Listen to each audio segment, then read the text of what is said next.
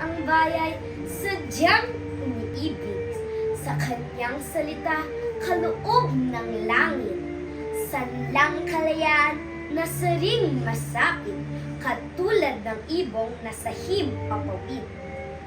Pagkat ang salita'y isang kahatulan, sa bayan sanayot mga kahalan.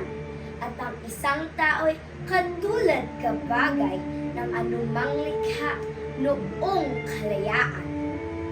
Ang hindi magmahal sa kanyang salita, mahigit sa hayop at malansang isda.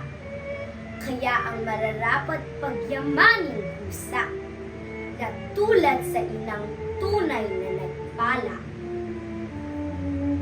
Ang wikang Tagalog tulad din sa Latin, Ingles, Kastila at salitang anghel, sapagkat ang poong maalam tumingin. Ang siyang naggawad, nagbigay sa atin.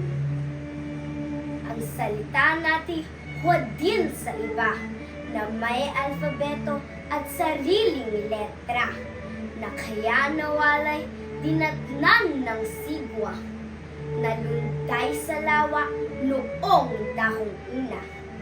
Sa aking mga kabata, Dr. Jose Protasio Rizal.